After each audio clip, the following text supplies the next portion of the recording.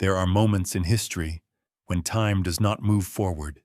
It circles back, it pauses, and it asks an old question in a new voice. My brothers and sisters, many of you listening today were already alive when Marcus Garvey spoke of Africa rising again. You heard his words whispered in churches, debated in barbershops, and dismissed on television screens that never truly looked at us. Decades passed. Leaders came and went.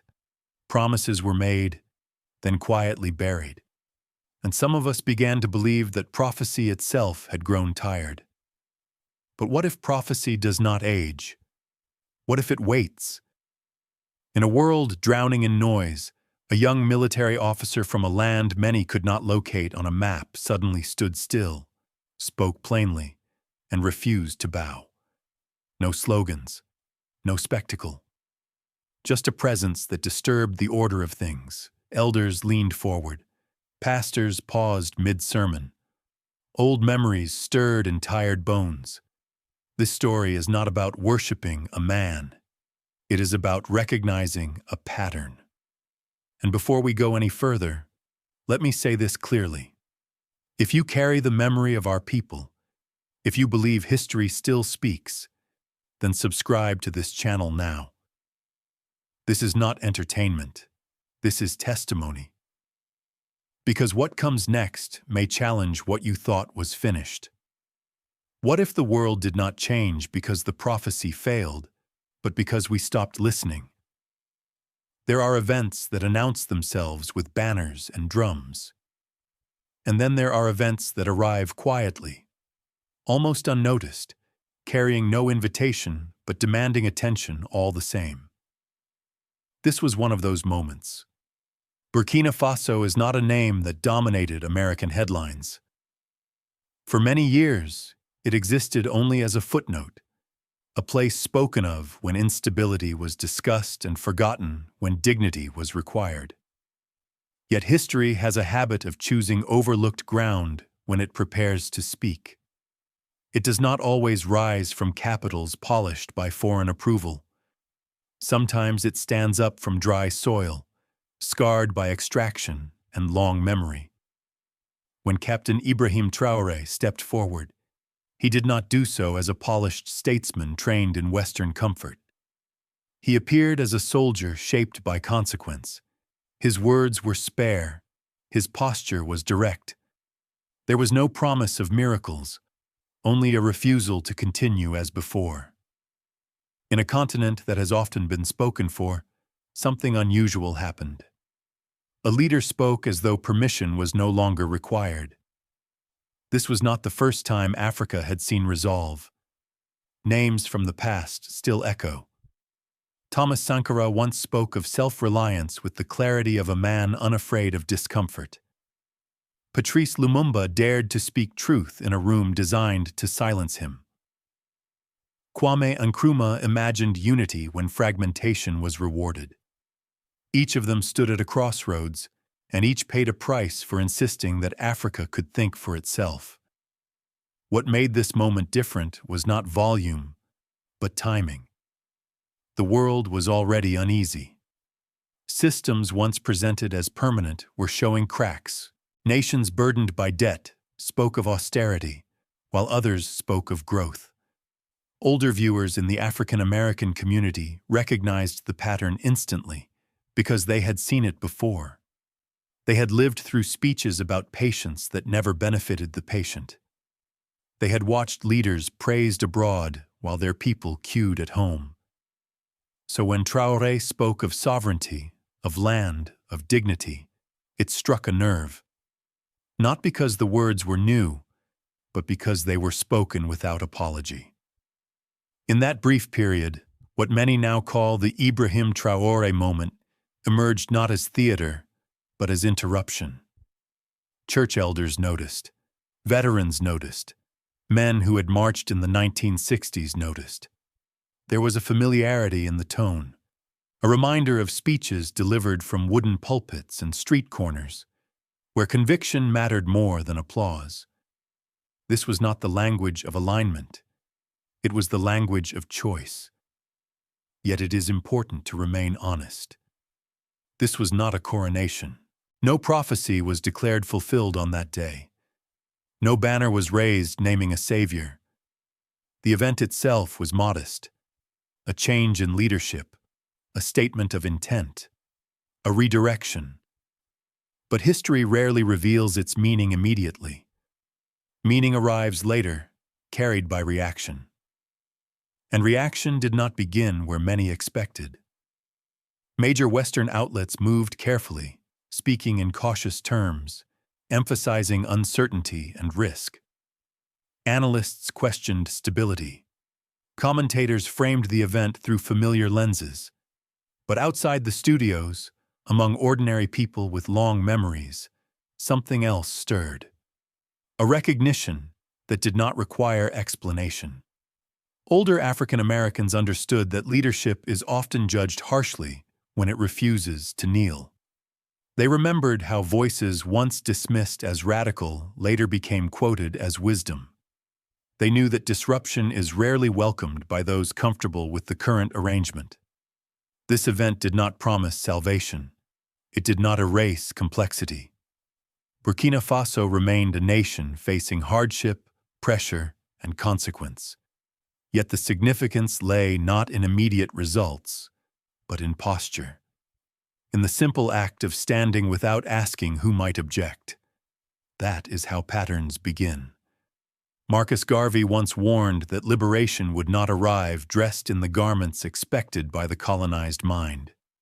He spoke of self-definition before self-governance. He cautioned that waiting for approval would delay destiny indefinitely. Those words lingered for decades, half remembered, half dismissed.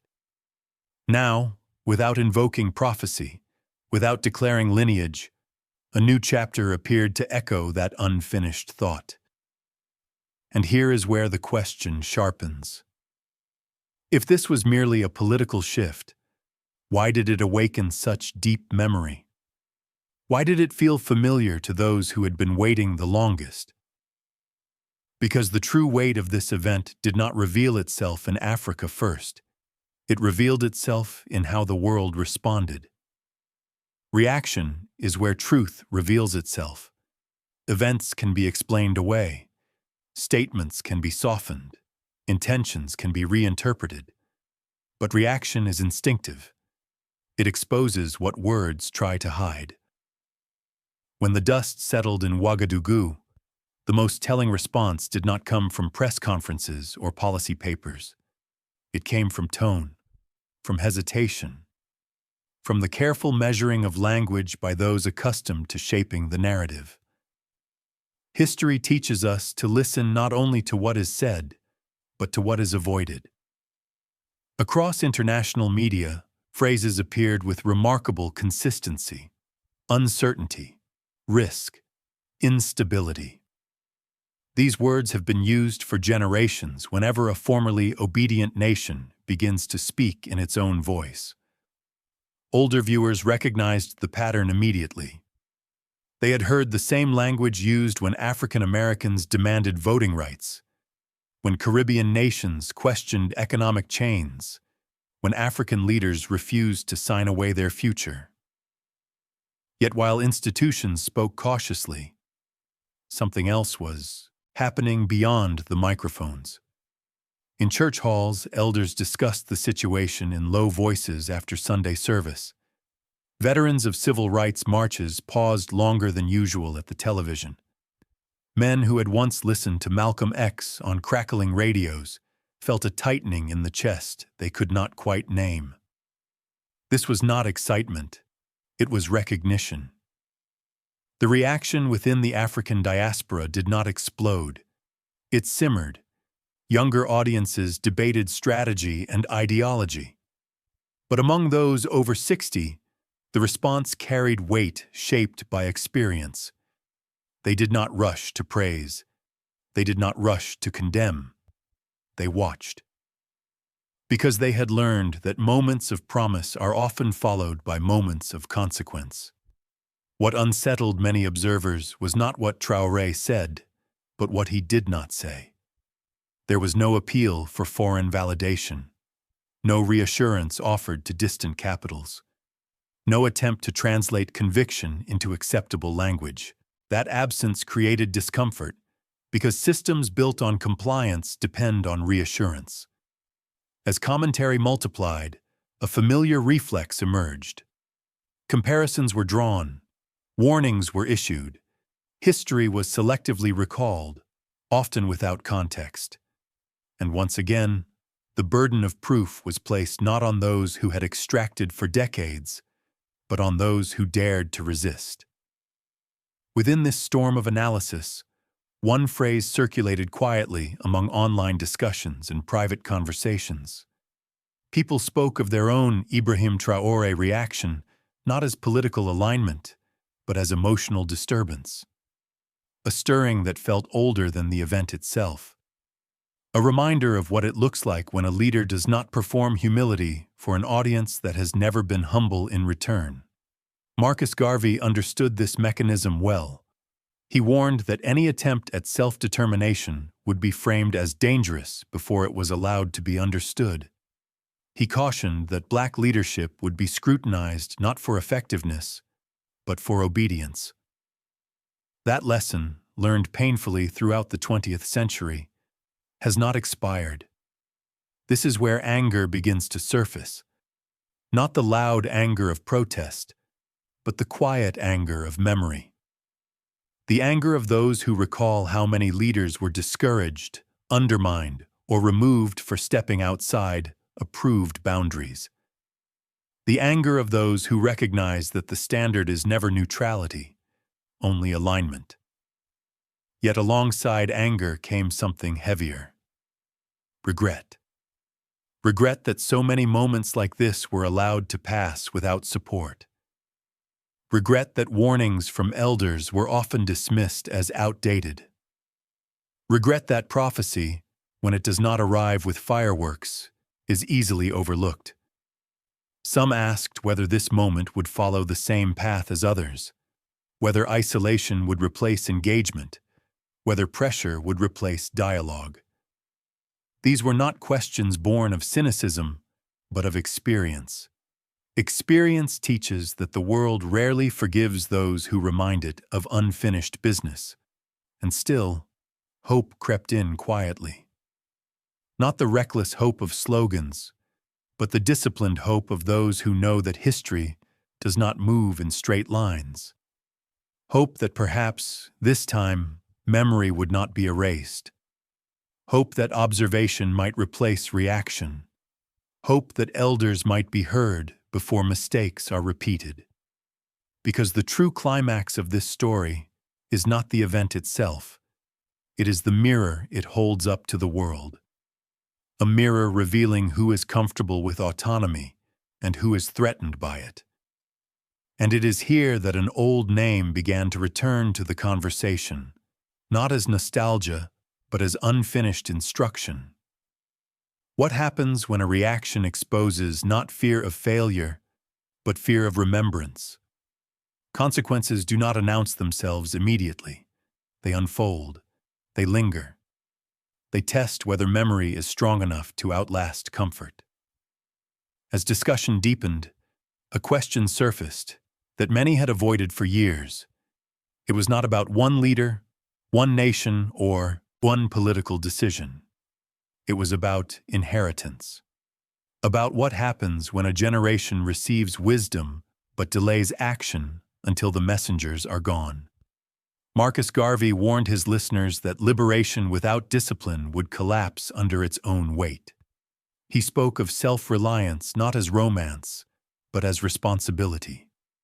He cautioned that symbols alone would not sustain a people unwilling to organize, educate, and sacrifice.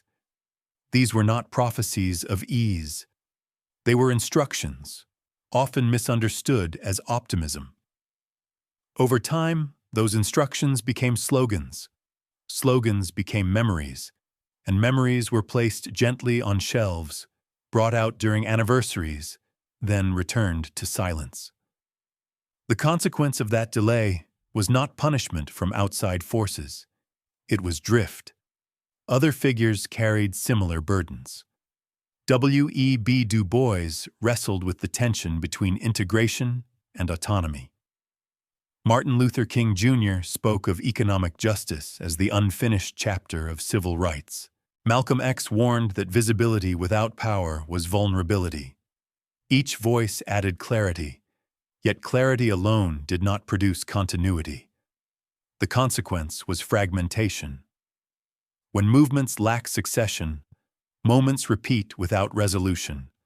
Leaders rise, are isolated, and fall.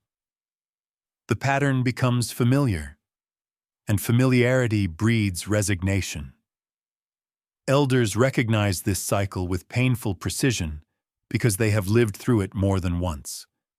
So when a new figure appeared on the global stage speaking the language of sovereignty, the reaction among older African Americans was layered, pride mixed with caution, recognition tempered by restraint.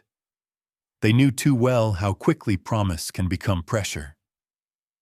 The deeper consequence lay not in what might happen to Burkina Faso, but in what this moment revealed about us. Have we preserved the teachings, or only the names? Have we prepared the ground, or only admired the seed? Regret surfaced again, heavier this time. Regret that many elders were not listened to when they warned against dependency disguised as partnership. Regret that younger generations were often handed inspiration without infrastructure. Regret that history was celebrated more than it was studied. And yet, within regret lived an opportunity. Consequences are not only outcomes, they are invitations. An invitation to reconsider what leadership requires. An invitation to move beyond hero worship toward collective responsibility. An invitation to ask whether prophecy was ever meant to predict a person or to prepare a people. Marcus Garvey did not promise a singular figure who would solve every problem. He spoke of a mindset, a posture, a refusal to accept permanent inferiority. That posture can appear in many forms, in many places, at many times. The danger lies in mistaking the appearance for the assignment. This is where hope begins to mature. Not hope that someone else will act on our behalf, but hope that memory can be activated rather than archived. Hope that elders can speak without being dismissed as outdated. Hope that younger leaders can learn without repeating the same isolation that destroyed their predecessors. The consequence of this moment, then, is not predetermined.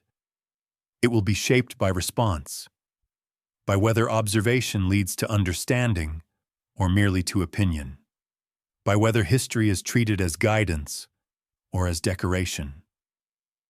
And here is the uncomfortable truth.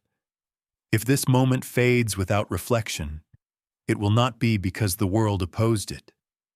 It will be because we recognized the pattern and chose familiarity over responsibility. Was the prophecy delayed by history or delayed by us?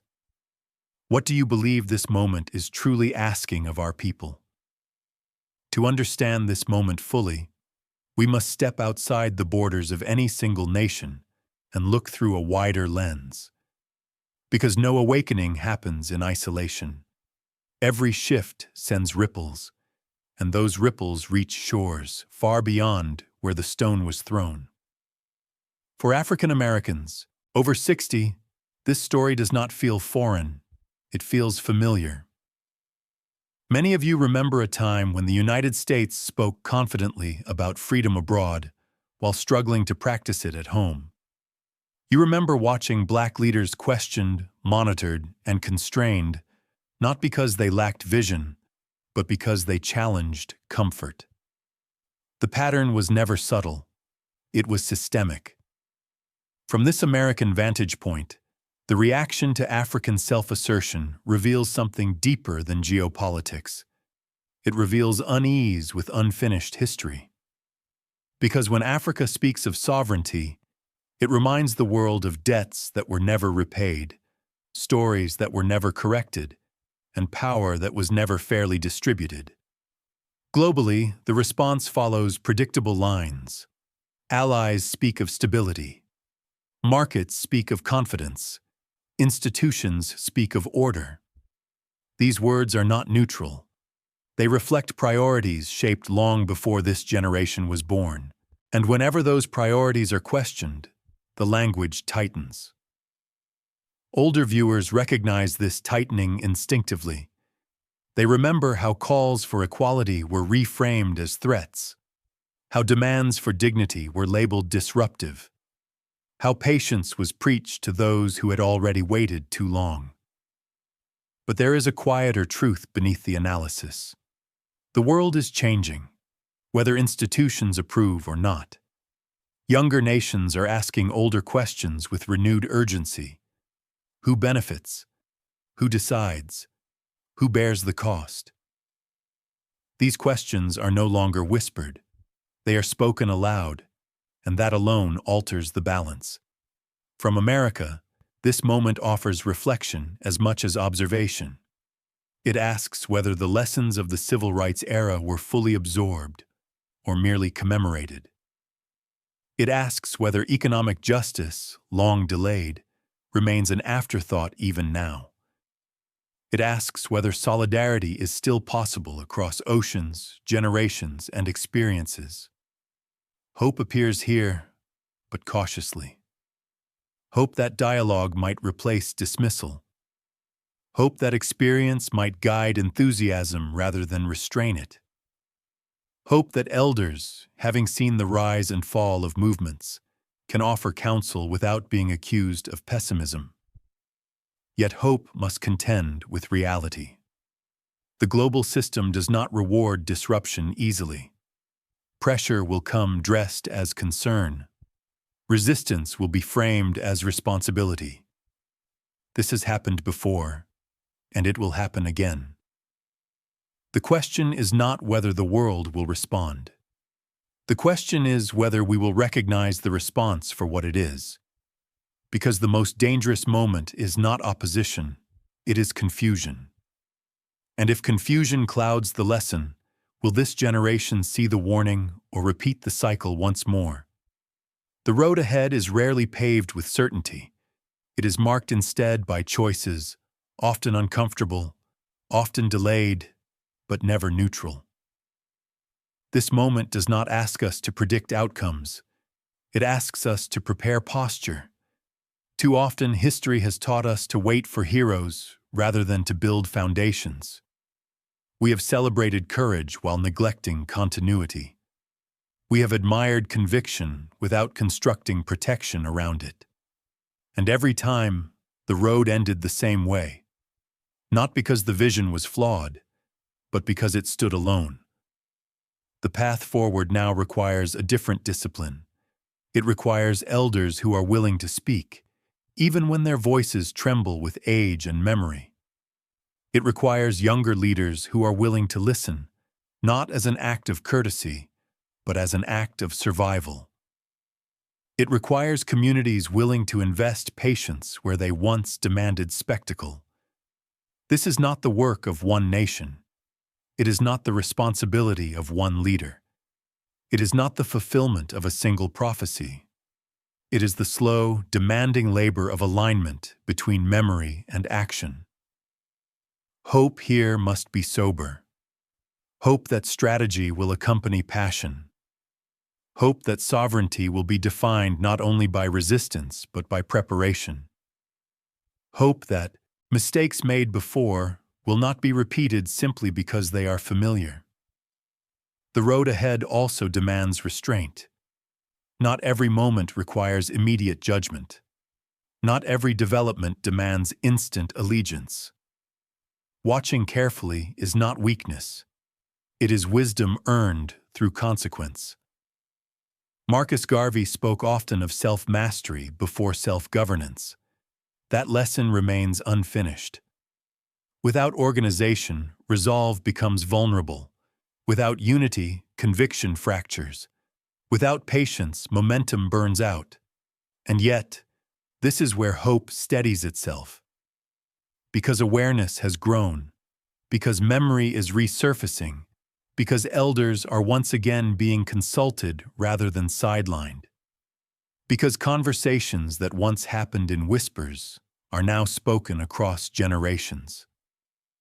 The future does not ask whether this moment will succeed.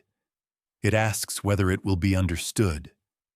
If understanding takes root, then even setbacks will instruct rather than destroy. If reflection accompanies reaction, then pressure will reveal strength rather than weakness. If history is treated as guidance rather than nostalgia, then this road may finally lead somewhere new. But if we rush, if we personalize what was meant to be collective, if we repeat the habit of placing destiny on a single set of shoulders, then the road will narrow once more, and the cycle will continue. So the final question is not what this leader will do next, it is what we will do differently this time. In every generation, there comes a moment that asks not for applause but for honesty. This is one of those moments. What we have witnessed is not the arrival of a savior, nor the closing of a prophecy neatly fulfilled. It is something more demanding. It is a mirror held up to history, reflecting what was spoken, what was ignored, and what still waits to be answered. Marcus Garvey did not ask his people to search endlessly for a single figure. He asked them to awaken a posture, a way of seeing themselves not as subjects of history, but as its authors. When we look at what many now describe as an Ibrahim Traoré moment, the danger lies not in believing too much, but in believing too little about our own responsibility within it. Moments like this expose old habits. The habit of outsourcing hope, the habit of waiting for proof before offering support, the habit of remembering words while forgetting instructions. And yet, they also offer correction. Correction that tells us prophecy is not prediction. It is preparation. Across conversations, across generations, across quiet reflections in living rooms and church pews, a question continues to surface. Not whether this leader will succeed, but whether we will finally learn how to accompany conviction with wisdom. Whether memory will be activated instead of admired. Whether elders will be consulted rather than quoted. The world will continue to analyze, to categorize, to respond according to its interests. That is not new. What is new is the opportunity for those with long memory to guide what comes next, to ensure that reaction does not outpace reflection, to ensure that an Ibrahim Traoré reaction becomes not a passing emotion, but a disciplined conversation. Because if this chapter closes without understanding, it will reopen later under different names, carrying the same questions. And if it opens with understanding, then even struggle will carry meaning. So let me ask you, plainly and respectfully, do you see fulfillment here? Or do you see a warning finally spoken clearly enough to hear? If this message resonates, do not keep it to yourself.